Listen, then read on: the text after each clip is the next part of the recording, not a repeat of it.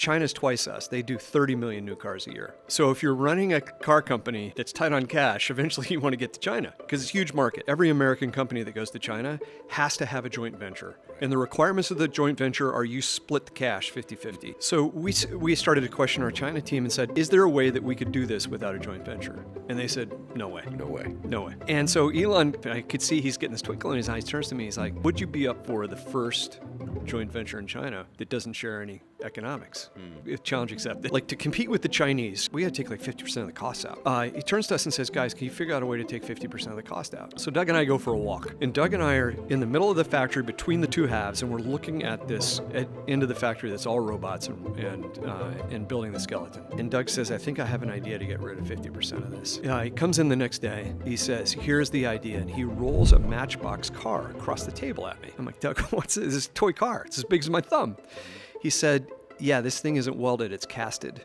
He's like, I think we could figure this out. I mean, he's actually said, I think I quote him correctly, where he says, I don't think we're gonna have a workforce anymore. We're gonna have, guaranteed minimum income. Everyone's gonna be kind of floating around and the robots are gonna do everything. I'm oversimplifying, but not by a lot. What do you see the next 5 years and the changes, the warnings, the sense of direction you would give?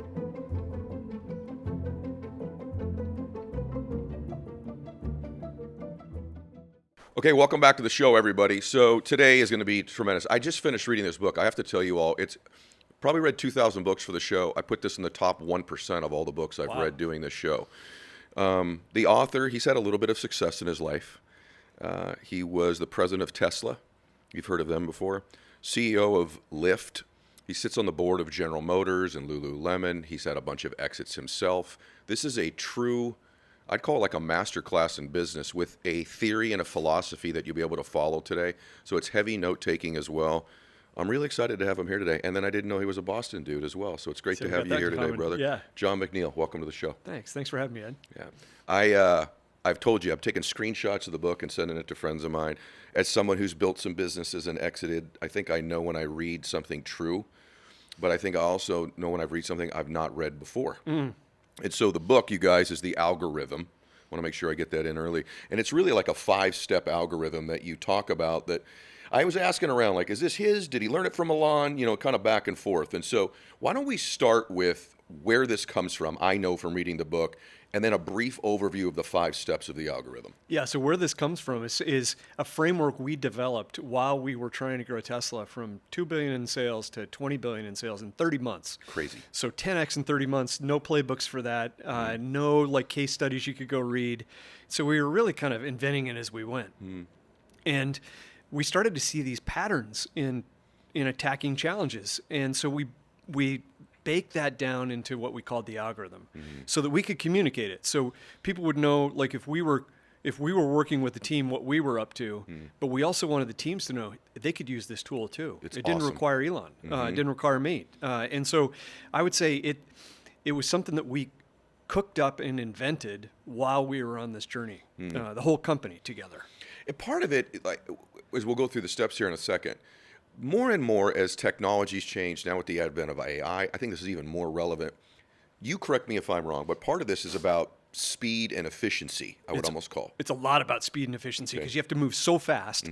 In our case, we were growing from 4,000 people to 40,000 people. So you've got to have 40,000 humans making very rapid decisions, way faster than we could make them. And so part of the goal here was to equip the front lines. And that's why the book is told through the stories of the people that are on the front lines. Yes. Because you can see normal, everyday people are doing this. It is. And one thing, and again, I'm teasing the 5, we're going to get into the 5 parts of the algorithm here in a minute. By the way, the reason I'm willing to do that is I want you all to know this. The book is so thick with information that just knowing the broad overview of the algorithm is not sufficient in learning what's in the book. So I think we're comfortable going into it. But I wanted to start out, one thing that surprised me, when Elon hires you, right? This is a rule for business that I didn't think of. He says to you, you say in the book that he was looking for another entrepreneur to be kind of his right hand and a guy / that was used to almost running out of cash most of the time. Yeah. That just surprised me. Normally I'd be thinking, I'm the entrepreneur, I want to hire an operator, but that's absolutely not what he was looking for in you. No, he tends to hire orthogonally is what he calls it, like people that have not been in the industry or role before. So the entire management team, really nobody had been in the car business. And when we were getting to know each other, I kept saying to him, I don't think I'm your guy. I think you need a big company guy. I mean, your company's bigger than twice as big as my biggest company. And he said, no, that's exactly what I don't need. And I said, why? He said, I need, as you said, I need a fellow entrepreneur because you know what it's like to carry the burden of payroll on your back and going to sleep at night, making sure that you can make payroll the next week. That's a pressure that big company people haven't faced. And he said, you need to know the entrepreneur's kind of life burden, which is in his words, it's staring into the abyss while chewing glass. That's good. He's like, I need somebody that's been through that. And he said, the other thing that entrepreneurs know how to do is allocate capital. Yeah. Because you don't have unlimited capital. You can't go to the market typically as an entrepreneur. Right. So he said, I run this place like a private company. Yeah. And so we don't carry much cash on the balance sheet. Every nickel has to matter. Well, not only do you not carry a lot of cash on the balance sheet, this blew my mind. This is Tesla, right? Right. And now, as we fast forward, we're looking at, in his case, arguably probably the first trillionaire in the country. Yep. Certainly creeping He's up on his way. He's on his way. He's the odds-on favorite if we're going to have one, right? But the company actually had 3 months operating cash at any given time. Right. That's incredible to me. 3 months cash on a company on that scale and that scope that wanted to grow that quickly. Yeah. And again, this is his mindset as an entrepreneur. If you fill the balance sheet with a lot of cash, people get soft, in his words. So he said, I want imminent death around the corner. Gosh. And it was even tighter than that. And we had 3 months worth of cash. We had 70 days of payables. That's crazy. So we had 20 days of cash. That's crazy. There is no room for error in this equation. You know what? Maybe I wasn't. This isn't in my notes. I wanted to ask you, but I want to ask your opinion about this. It's not in the book. Okay. So we'll shift just for a second. Based on that and that experience and that philosophy, you know the world we live in now. Everybody's raising money. Yeah. Everyone's giving away equity quickly. It's a raise. Literally. Yeah. Almost daily. Probably like you. I'm getting hit with some raise for some thing. Yep. And I've always felt like sometimes these folks that are raising money prematurely they've got a false sense of reality in terms of success of the business, in terms of cash on paper, et cetera. Do you kind of think that culturally that's almost a perversion that's happened in the business marketplace? I think it's a real watch out. And I talk to young CEOs about this very topic. Like if you load your balance sheet up, everybody in the company knows that. And so therefore people aren't rubbing nickels together. Yeah. They're not being efficient. They're being expedient. And when you're expedient, you're burning cash. And when you're burning cash as an entrepreneur, you're giving away your equity. That's absolutely It's so expensive. It is. This is so good. Okay, so based on all of that, now with that backdrop, talk to us about the algorithm. So the algorithm, we came up with these 5 steps that are core to how we drive innovation and solve problems. So good. So I'll just run through the 5 steps, then we can talk through some examples of these. But the first step is essentially question everything. Question every requirement that somebody's given you. Question the status quo. Question. So you can rip into what the essentials are that you need to deliver. Once you know that, then you develop a process from end to end that delivers that the most efficiently. Then you optimize the heck out of that just by doing it manually. And we'll get into some examples of that. And then you apply speed. Yeah. Because you cannot have a process deliver quality with speed. Or without, you can't have speed without quality. Okay. So you get both. And then this is surprising, the last step, given that we're tech people. The last step is automate last. Yeah. Because if you automate up front, you're pouring concrete around your process. And if you discover improvements, it's really hard to improve it because now you got to go blast out the concrete of the software you developed.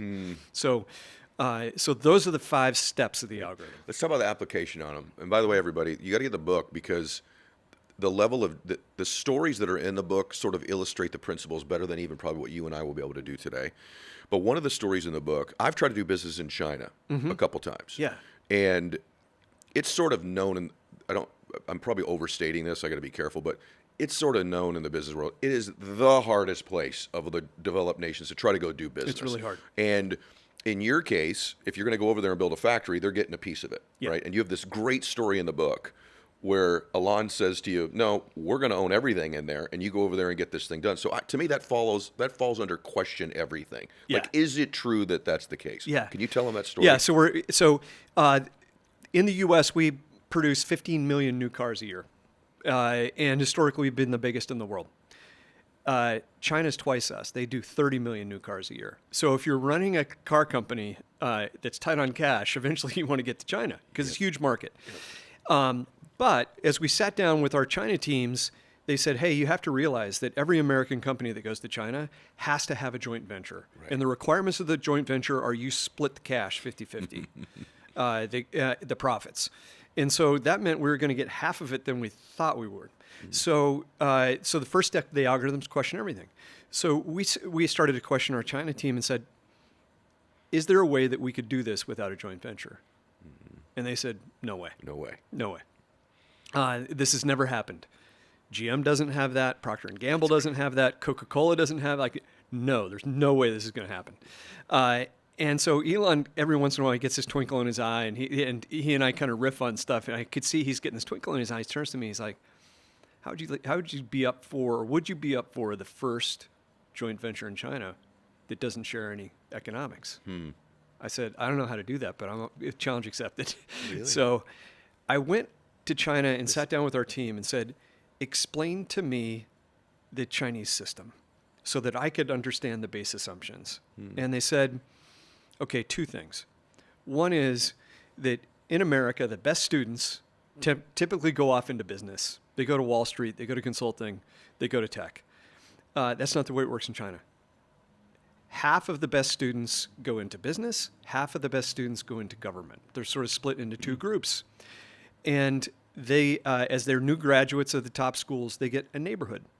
And they're the party official in that neighborhood, and they have one goal. They get a base salary, and they get a 2 to 3x their base salary and bonus for job growth. It's the only metric. Grow jobs in your neighborhood, now you get a part of a city. Okay. Do that in a part of a city, now you become a mayor. Do that as a mayor, grow jobs, now you're a party official in the province. And it goes all the way up to the top. So they have a system of government where everybody is operating off the same metric, and that is job creation. Okay. Super powerful and really simple. And they said, so industry and government are working hand in hand all the time to create jobs, because the way you survive in a single party system is you got to keep everybody employed. Yeah. So that's why this is important. So it said that's thing one, is creating jobs is a big deal. I said, okay, good. Check the box. We're going to create a lot of jobs. Second thing they said you need to understand is every year they produce a 5-year economic plan of industries they want to enter and eventually dominate. And this was 2015, and they just published their 5-year plan. Okay. I said, what's in the 5-year plan? They said 5 things. I said, okay, what are they? They said electric cars, batteries, wow, async chips, autonomous software. And I'm like, okay, we got like 4 of the 5.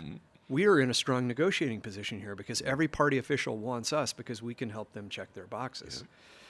So we negotiated hard for a year, kept saying in these negotiations, we want a JV with no economic sharing. And eventually we got it.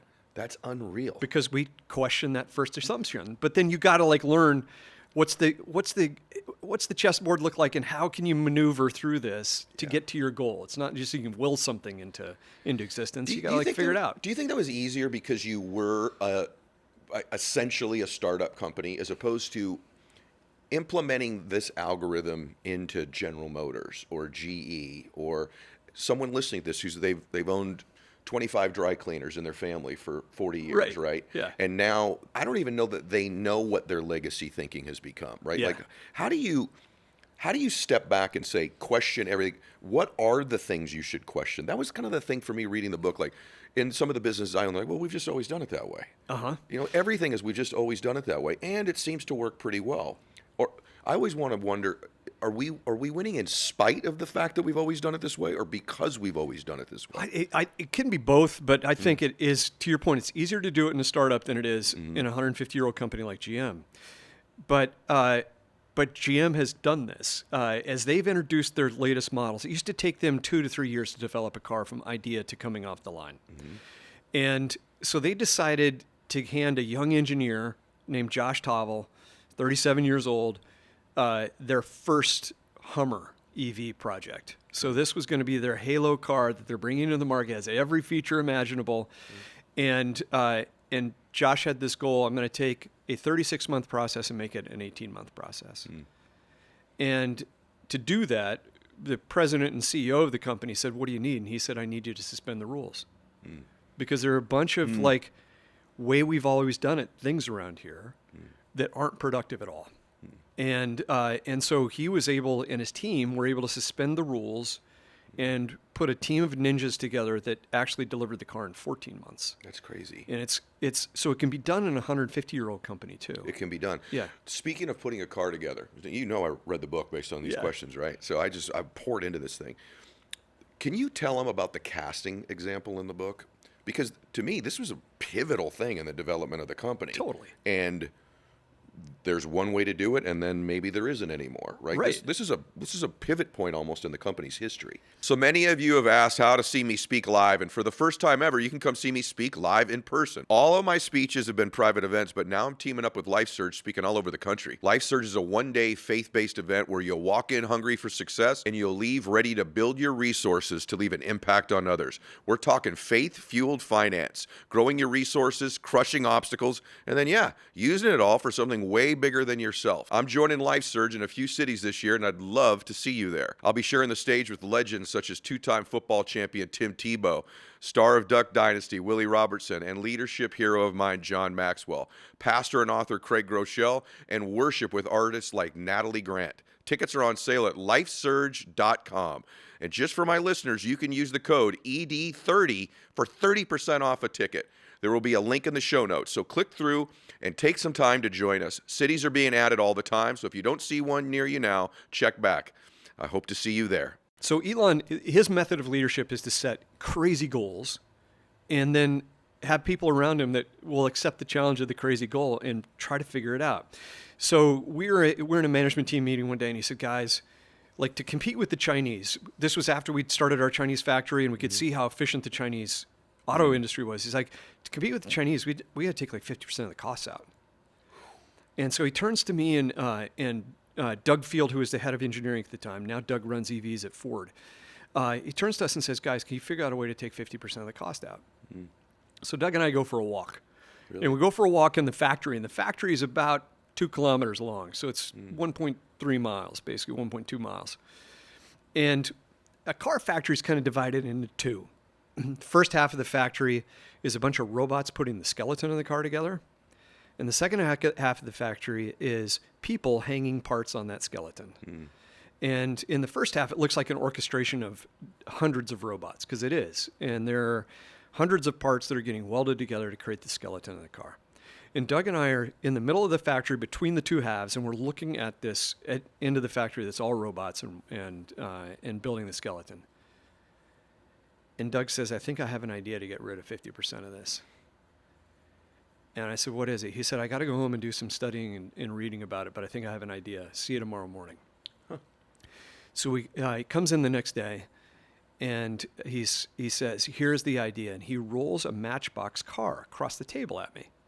I'm like, "Doug, what's this? This is a toy car. It's as big as my thumb." He said, "Yeah, this thing isn't welded. It's casted." Meaning they pour metal into a mold to create the car.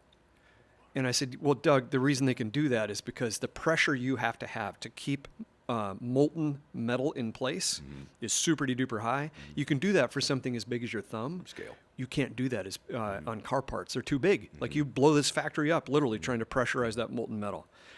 He's like, "I think we could figure this out. Are you willing to go on like an exploratory journey with me to figure this out?" I'm like, 100%. What do you want to do? He said, "Do you have anything in the factory that is excess aluminum that we could melt?" Okay. And I said, "Yeah, we've got a bunch of like scratch and dent wheels that we pull off of cars because they're scratched and dented, and we put them out back, and a recycler comes by every week and picks them up." He's like, "Awesome. Tell the recycler not to pick them up anymore. I'm going to put like a smelter back there, and with a few engineers, we're going to start dumping these wheels into the smelter, and we're going to melt metal, and we're going to put them into molds." And so we literally start to do that. Like we're literally chucking wheels into this smelter. It's melting the aluminum, and then we're pouring it into a mold as big as our hand and pressurizing it and getting that to work. And then we're pouring it into something that's maybe a couple of feet wide. And we go step by step by step until we get to the point where we've got a machine that's super powerful and sophisticated that can take half of the car's skeleton and mold it. Unreal. And this is called castings. And so if you were in the Fremont, California factory, you'd see that half the place is robots and it's building these skeletons. If you go to the Austin factory where they're building the Model Y, there is no half of that factory. Factory's half the size because they're just building castings, and all you do is stick these two things together. Unreal. And you got a car. Unreal. And so we figured this out, and it meant that cars were a lot easier to manufacture. One of the toughest things in car manufacturing is get everything to align. Sure. And that's because when you have a skeleton that's got several hundred parts, it's really hard to do that. But when you've got a skeleton that has 2 parts, super duper easy to do that. So it made the manufacturing quality go up. And there are all these benefits from that. But like, it's 8 years later now. We invented this 8 years ago. The car industry's trying to do this, and you cannot buy a casting machine anywhere now because Toyota's trying to figure this out, Ford's trying to figure this out, GM's trying to figure this out. Castings are the thing, but it Why came from... Why can't you buy the machine? Because there's such demand and there's so few of them. Okay. Yeah, because car companies now are like, gosh, these guys really totally have changed the industry. Isn't it unbelievable when you're listening to this, everybody, that a company like Tesla, like a pivot point like that, I got an idea. Let me think about it overnight. He rolls a little matchbox car at you, and that completely transformed the ability to build these cars at scale and with the efficiencies in them. Totally. Doug's, like, one of the things I loved about being on these teams is, like, people were, like, pretty analytical but really creative too, and Doug's one of those. He's absolutely a creative genius. And so for him to come up with that, he completely changed an industry with that one thing. But it also came from a leader saying, I'm not setting a goal for 10% or 5% or 20%. I want you guys to whack 50% of the cost out of this thing. Yeah. It's amazing that, we'll get to that in a second, but what's amazing to me is all of these companies essentially had legacy thinking the entire time.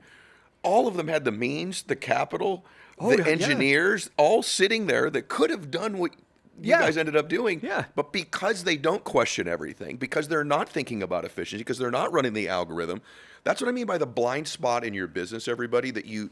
Even if you're a real estate agent, it's just what is it that everybody's always done that doesn't need to be done anymore? Totally. It's mind-blowing to me. The other part I want to ask you, so he throws this thing out, 50%, let's cut the cost. First off, he set a tone, I assume, in the company where bad ideas were okay as well. Yeah. And that's something in most companies too. People are afraid to kind of, because if you just kind of fall in line, you're probably going to get a paycheck that month. I assume one of the good things, I'm sure there are other things that weren't good, but one of the things about working with him is he fostered an environment, is it fair to say, where ideas were welcomed that questioned tradition. Totally. Like, we would fail constantly. And if you look at his other business, SpaceX, I don't know, I mean, dozens of rockets they sent up into the sky that exploded. Right. Like, the total mission fails. And there's hundreds of millions of dollars blowing up in the sky, literally. And it wasn't like people got fired. It was, what can we learn from that? Because we knew we were on this learning cycle, and humans aren't perfect. This side of heaven, you're going to screw up. So we wanted to learn from the failures, and we kind of had this mantra, which is learn from the failure, don't repeat it. And if people were repeating failures, that's a problem. But if they're learning from it and incrementally getting better, that's what we wanted, because the goals were so high that we knew you couldn't achieve them on the first whack. Was it an environment there? You said in the book that he has blind spots as well. And this interview is not about we all him. do. Yeah, we all do. Was it hard? I don't mean that. I have friends that are pretty close. So, did you sometimes feel like you were the adult in the room? I was trying to be the steady hand in the room for sure. That's like what I mean. Yeah. Just to and oftentimes take the other side of the argument. Like if he wanted to produce a car, which he did when we launched the Model 3 in 2018, he wanted to take the steering wheel and the pedals out because he thought we were that close to autonomy. And so I had to pull him aside and say, let me take the other side of this argument. If we don't get autonomy done, now we've got a bunch of cars without steering wheels and pedals, and we're going to cause our own extinction event. Whoa. Do you want to be the source of the extinction event? He's like, no, I know. I said, yeah, I don't either. So how about we hold off on this? Because even if we do get autonomy, I'm not sure the government's ready to put cars on the road with us. So I said, there's 2 strikes against us. I don't want to cause the extinction event here. I know you don't either. And he would come back and say, thank God we had that discussion. Okay. Yeah. One personal thing you share in the book, and then we'll get back to the business stuff, but I've met you. I mean, you walk in a room, you acknowledge everybody. You got tremendous people skills. You got great energy. But it sounds to me as if over time there, at least your wife says to you at some point, you were you're losing who you are. I'm misquoting her here. You can clean it up for me, but I don't recognize this guy, or I'm losing you. Yeah. The downside of working with someone who, Elon's had mental health issues that he's been very honest about. The downside of working in an environment like that long term is what, and what did it do to you? Why did you ultimately decide this is the end of the road for me? I found myself, and Walter Isaacson writes about this in his book. Walter was writing his book on Elon, and he called me and said, "Hey, I want to talk to you about Elon's mental health challenges." And I said, "I'm not sure I want to talk about those." Yeah. He said, "Well, Elon actually gave me your number. He wants you to talk about those because he wants people to know that if they're struggling, there are other people that are struggling too, and he's one of them. And you can be successful even if you have mental health issues." But I said, "Walter, this stuff is so personal. Why don't you give me a few hours? I'm going to call Elon and make sure he's okay with this." So I called Elon and said, "Look, he wants to talk about this. Are you okay with me going there?" And he said, "Yeah, because I want people to know if they suffer from bipolar that they can get through this too and have a successful life." So I got back together with Walter. Walter said, "Tell me about the implications of dealing with somebody with bipolar." And I said, "Well, the implication for me was I'm pretty good at running businesses, but I have no skill set in helping somebody through severe depression and bipolar." And I found myself dealing with that more and more. And I was trying as best as I could to help him, but I didn't have the skill set. And eventually my wife saw the symptom of that, which was, she said, "You are stressed out and upset all the time." And I didn't recognize that, but she had enough perspective to recognize it. She said, "Why do you think that is?" And I said, "I think I know why it is. I'm trying to solve a problem for which I have zero skills. This is like me getting thrown into a major league baseball game, and I'm on the mound, and I have no idea how to throw a ball 90 miles an hour, much less make it move." And I said, "I feel like I'm failing at this." And she said, you need to decide whether this is the role for you." So I actually went and sat down with Elon and said, "I love you and I love this job, but this job has become more about helping you with your mental health issues than it is running Tesla, and I'm not equipped." Wow. Yeah. That had to be one of the hardest decisions of your Totally life. hard. Yeah. Totally hard. Yeah. What is it like? What's the other side of it? Sell us the dream or the nightmare. I've had friends of mine that I've been fortunate that I've been involved compared to you. It's ridiculous, but I've had some small exits and some success in my life. But I've had other friends where we've gathered and talked about that journey and had people ask us, if you had to do it all over again. I think the guy who was running NVIDIA said this or something. If you had to do it all over again, what advice would you give me? And he says, I probably wouldn't do it all over again. And I'm wondering, what is it like? Take us into what's it like emotionally, physically, the good and the bad of watching the dream happen for a company, coming in when it's an idea. Right. And then taking it to a place that's what is that like? Like, all these entrepreneurs have a dream. You've been involved with Lyft. You've been involved with Lululemon still. You've been involved with Tesla. I mean, your resume's bananas, right? But even in the Tesla case, what is this process like in your life when you go through it and you see it happen? I think maybe the core skill entrepreneurs have is problem solving. And problem solving, you get to use the right side of your brain, left side of your brain. Left side of your brain is like you're analyzing the problem. Right side of your brain is you're creating solutions. And you become this ninja problem solver. And out of those solutions, then stuff gets created. And so that for me was the satisfying part. Okay. Was we're knocking down these problems, and now we've got the ability to build a car for half the cost. And if we can do that, a lot more people are going to be able to afford to buy the car. So now this dream is starting to become reality. The second piece of the satisfaction for me, though, was teaching people how to do this, and then watching them do it, and then seeing that they were able to do much more than they thought they could do. They just had never been in the situation where they were challenged and equipped with the tools to do it. When you say challenge, is it being pushed? I would say, I'll give you an example. There's an example in the book of this woman, Nikki, and Nikki ran delivery at the factory. So people would fly to the factory to get their cars delivered right off the line, which is a pretty cool experience. And she was doing this a couple of dozen times a day and had a team doing it. And then at the end of the quarter, hundreds of cars would come off the line, and they'd do it several hundred times a day. And I watched how effective a leader she was. And we had this challenge worldwide where we didn't know how to deliver these cars very well and efficiently. And so I gave Nikki a battlefield promotion. I said, Nikki, you're going to be in charge of this globally. And she looked at me for a second and looked like, she had a look of terror on her face. She's like, I'm not sure. And I said, no, I think you can do this. And we're going to help you. Like, we're going to surround you. We're going to teach you how to do these things, teach you the algorithm and the tools. And about 6 months later, she had mastered that. Then we had a problem in the factory that was so vexing that even Elon and I and everybody else that was wrestling with, we couldn't fix it. So I said, Nikki, you're going to get now your second battlefield promotion. Wow. You're coming to the factory with me. We're moving our desks down there. We're going to solve this together, but you're going to lead it. And so that is not necessarily a push. It's more of a pull. It's pulling somebody onto the playing field and saying, I believe in you. I'm right behind you. I'm going to support you, but you can do this. And she proved time and time again that she could step up and do that. It's interesting. I came here today wanting to learn myself, about challenge my own thinking. And if you would have asked me one of the great qualities of an entrepreneur, the first thing I would have said would be like vision. Yeah. The ability to stretch. That's true. But you said solving problems. That's the first thing that came to your mind. Do you think that that's the difference between a president and a founder? Or do you think that that's just, why was that your answer, do you think? Because that was clearly your first answer. Well, for a living now, I start companies. And so before I met Elon, I had 6 companies, not at the same time, but 6 companies kind of in a row where we wrote the business plan on my kitchen table, scaled the company, sold it to a public company. Did that 6 times in a row. And now I invent companies for a living. I'm back to my roots. And the reason I say problem solving is because we'll typically start with a big opportunity area. And we'll say, we got to create a company in this area.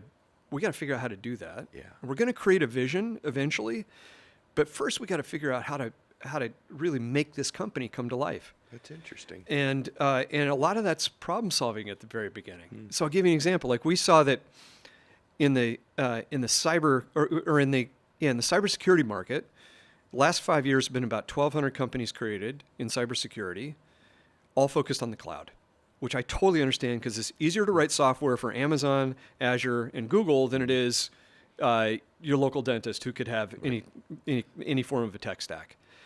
And so we said, how many cyber companies have been created for the local business? None. Isn't it interesting that most of the ransomware is happening in small and medium-sized businesses? Yeah, because they're totally vulnerable. And they're vulnerable because their tech stacks are really hard to figure out. And so we just took this challenge and said, let's go create a vision. Here's the vision. Let's create a cyber company for the Main Street business. To do that, we have to solve a big technical problem, which is how the heck do we do this for an infinity number of tech stacks? Yeah. That's where the problem solving comes in. Very good. And so we spent a year solving that problem, and then boom, we've got a company. And we look like visionaries, but it was like both and. You got to have the vision, and you got to do problem solving to actually get there. It's really good. I've never heard that before. Everybody should rewind that last 2 minutes. That's new. That's different. The other thing that you touch on in the book, in addition to the algorithm 5 steps, I guess, or the 5 parts of the algorithm, is culture, which is a big thing. If you go to if I go give a talk at Harvard or some business school, I mean, obviously culture comes up and everything, but you actually break it down into like 3 different components as well. So just if I said to you the word culture in a company, you would say what back to me? I would say like there's this secret sauce, kind of secret ingredients to cultures that I think are super successful. And both of them are really about creating feedback loops. So the first is, does leadership eat its own dog food? Meaning, this is so good in the book. Meaning, do they use the product? Yep. And I was with a group of bank CEOs, and I said, hey, raise your hands if you guys use your app, your bank's app, on a weekly basis. Yep. No hands go up. And I said, to be honest, I wasn't surprised by this because I'm a customer of a couple of your banks, and your apps suck. And if you use them, they wouldn't suck for another day because you'd be so embarrassed. You would haul yourself down to the people that were responsible for that app and fix it. But you don't use them, so you don't know. So you don't have a feedback loop, and the company doesn't have a feedback loop, and they think if it's acceptable to the CEO, it's acceptable to everybody else. Very good. And so I believe you got to use your own product. So I'm a board member at Lululemon. I've been in 5 stores the last 2 weeks because I want to shop. I secret shop, and I send our head of stores notes on every store visit. Like, here's what went great, here's what didn't go great. And it's a feedback loop that she can get then to fix stuff. Very good. But the message there is, rather than sitting in headquarters, you want your leaders to be out doing that same thing.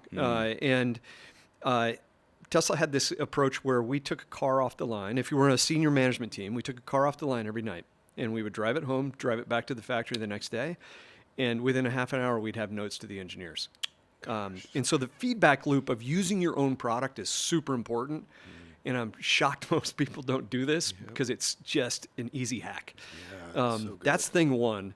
Thing two is there's a reason Elon can run so many companies. Okay.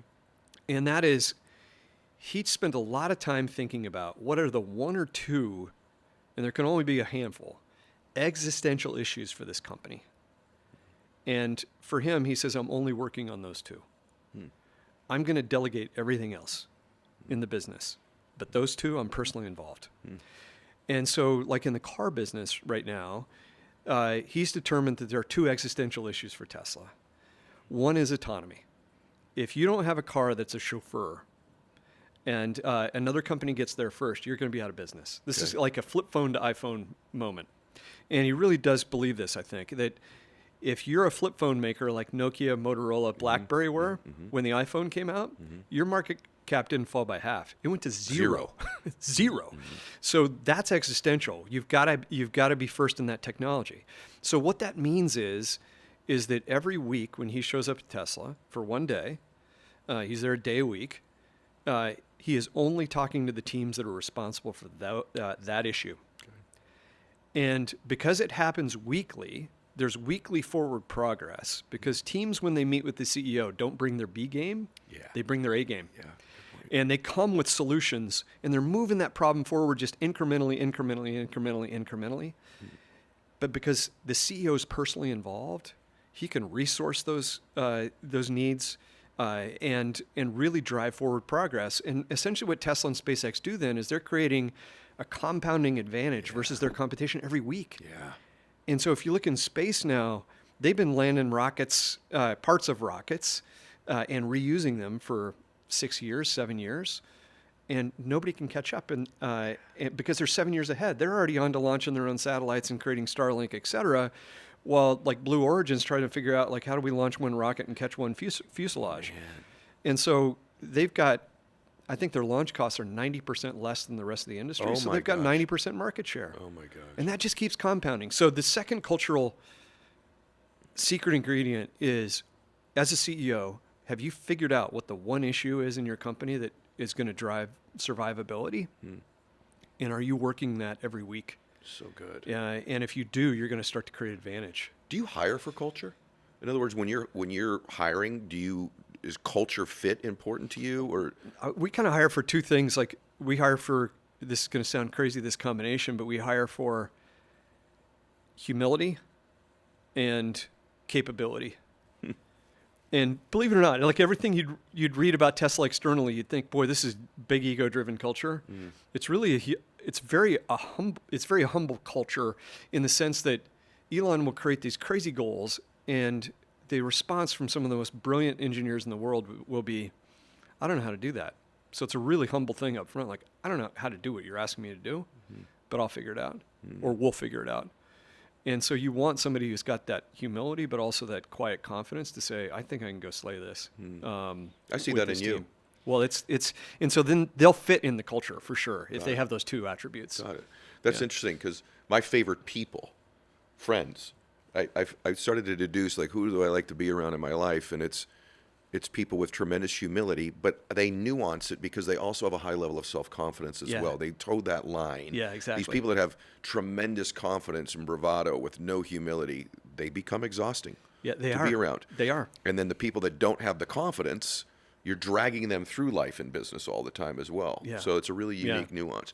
This, you guys in the book, this eat your own dog food part will stand out to you, and it's outstanding. Tell us about what you're doing now. I'm just sort of interested. Like, give us the name, and I know it's in yeah, so we call this DVX Ventures, and what we are is a group of people with an idea disease, essentially, for businesses. And we create businesses from scratch. So we're kind of inventors of companies. And we'll take these in. These have to be in big, kind of big opportunity areas where we feel like we're moving the world forward. And we've created 12 companies in 5 years. And we just have this systematic way of doing this where we'll come up with the idea for the company. We'll get the first product into the market. We'll get it to post revenue. And then we go look for a second or third time entrepreneur who has had success, but they don't have their next idea. Yeah. And then we'll bring them in. And they can typically bend the curve of this business really fast. Have you had any setbacks the last 10 years? Oh, yeah. Yeah. Can you explain one, describe one? Yeah. So like one of the things I observed in the rideshare industry was they have this genius ability to be able to price a ride for what you're willing to pay for it and what they can deliver it for at a moment in time, in a street corner, in a weather condition, whatever. Super sophisticated. And so they have these pricing engines that can determine what people are willing to pay. And every product company I've been a part of or sat on the board of doesn't have that capability. So Lululemon set their legging prices at $108 like 12 years ago, and they don't know why, and it hasn't changed. They don't know whether they could sell twice as many at $98 or whether somebody is willing to pay $118. They don't know. And so I said, we ought to take this insight from rideshare and being able to price dynamically and bring this into the consumer market for products. So you could understand, like, hey, if I lowered the price on this thing, could I sell more? And we'd actually done this at Tesla. We plotted out a demand and pricing curve and figured out that we could drop the price on the Model S by $5,000 and sell 25% more cars, which is really a great insight, an important insight to have. So my idea was, hey, let's start a company to do this. Yeah, great idea. And we looked around and said, well, there's a bunch of carcasses around that have tried to do this, and they turned out to be consulting companies because they couldn't get people to buy software.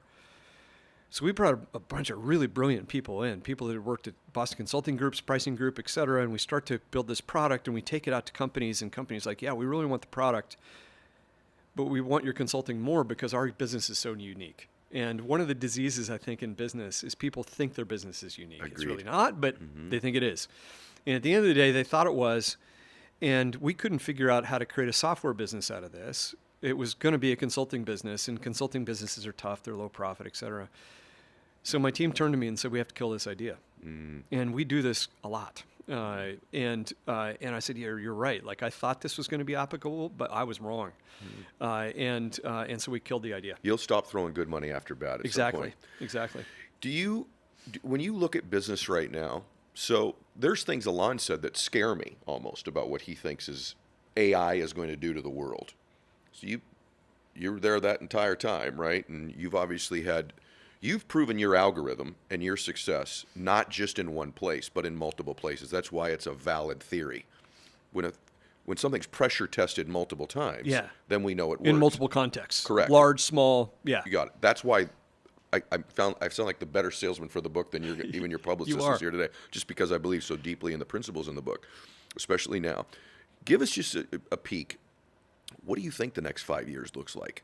I mean, he's actually said, I think I quote him correctly, where he says, I don't think we're going to have a workforce anymore. I think we're going to have, guaranteed minimum income. Everyone's going to be kind of floating around, and the robots are going to do everything. I'm oversimplifying, but not by a lot. What do you see the next 5 years of business in general looking like, and the changes, the warnings, the sense of direction you would give someone listening or watching this today? My reaction is a little different. I think the first part is right. I think humans are really good at seeing the first impact of technology, which is typically job destruction. We're really good at that. Destruction. Yeah. Yep. And we're really good at wringing our hands at that. We are not good at seeing what's on the other side. Right.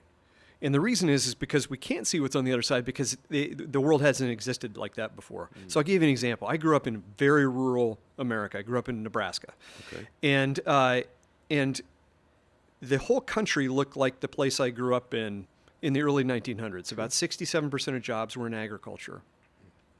And this thing came along called the tractor. And people started to wring their hands and said, 67% of Americans are going to be out of a job. This is going to be terrible. Not good. Terrible. So the tractors roll out. Farming gets a whole lot more efficient. Today, I think less than 2% of our population is in agriculture. But somehow, on the other end of that, there was there was a second order effect that we didn't understand. And the second order effect that we didn't understand was a couple things. One is if mass production of food exists, it makes it a lot cheaper, so people need less income to afford food. And then if they have more income, they can invest in other things. The other thing that you could invest in was this tractor was the product of the beginnings of an industrial revolution that then created all kinds of industries, cars and trucks and trains. And you go on and on to today to computers and pharmaceuticals. So what jobs get created? Well, car factories need people. And then you got to build roads. And so you have construction jobs that get created. And I watched this even in my own life. When I was a kid in this rural place, to make a long distance call, I had to push 0 on the phone and talk to a human being. And I knew her. She was in my town. She was an operator for the local phone company. And what she did physically was take my call and plug a wire into the national system so that could create a link for a long-distance phone call. And she did this all day long.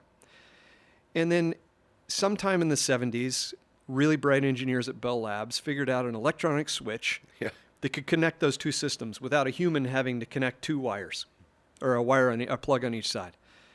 And overnight, 800,000 operators were out of a job. Jobs gone. So it looked a lot like AI, big technical revolution. All these jobs are going away. And this could be massive unemployment for these people. But we couldn't see what was on the other side of that. And some entrepreneurs, once they discovered that you could switch for free, said, oh, we're going to make long distance calls free. We're going to have this special area code. It'll be 1-800. And all of a sudden you could dial anywhere in the country for free, dialing 1-800 something something. That created a need for call centers. And now there are millions, not 800,000 people, millions of people employed in call centers. We couldn't see that on the front side. And so now we say, okay, AI is going to take all these call center jobs away because the AI does support really well. And there's going to be massive unemployment and we're going to have universal. I'm not sure that that's the case.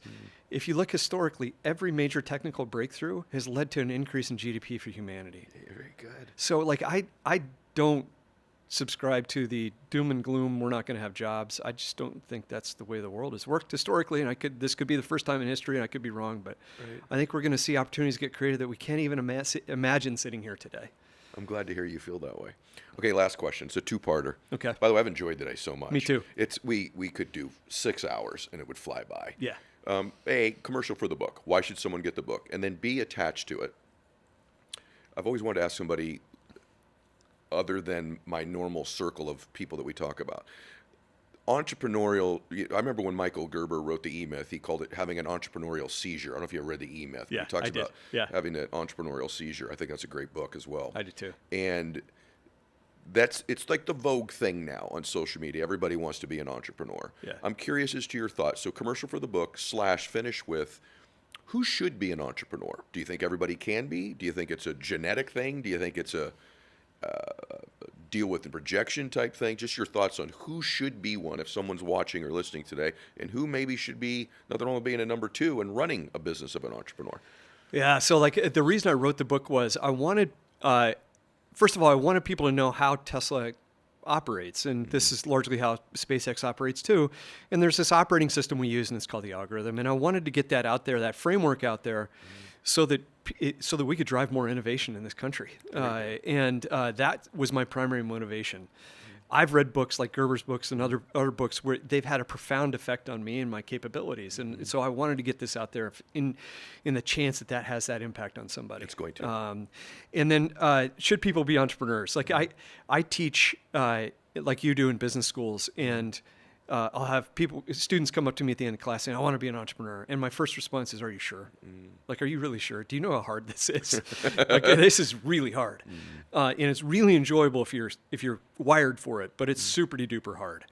And I think when I was starting my career, there was a guy that I was working for who spotted in me that I was an entrepreneur. And he said, you ought not to stay here as an investor. You ought to go be an entrepreneur. And I said, okay, what do you see in me? And he said, well, I see that you want to be hands-on solving problems. I see that you're a creative. You want to create. And you can't really do any of those in the kind of job that you're in right now. And so those are the first 2 things I ask entrepreneurs. Like, tell me how creative you are. Like when you look at it, if you're looking at a situation, do people often say to you, "Wow, you look at that with a different angle than the rest of us are looking at it"? That gives you the creative insight to create something that is going to be meaningful, important, and so that's the vision piece. Yep. And then essentially, are you stubborn as hell? Yeah. Because you're going to hear no 500 times for every one yes. You just got to be able to ignore that. You have to have you have kind of like short-term memory and like misplaced confidence that you can fix that. So like if you're just stubborn as hell and you're creative, you're going to have a pretty good chance of success. But if you're not, then this probably isn't the thing for you. So good. You said meaningful. This was really meaningful. I've done a lot of podcasts, brother. I'm really, really grateful that we did this today. Same. Yeah, I'm really grateful you wrote the book. Thanks. You guys get the algorithm. You just take my word for it. Get the book. You're going to be glad that you did. It's going to help you in your business. It's going to help you execute better. It's going to give you a philosophy and a theory that he's applied in multiple businesses, but particularly Tesla, which has done pretty good. 3 months operating cash. That still blows my mind. Jon McNeill, thank you for being here today. Thanks for having me. God bless you, everybody. Share today's episode. Take care.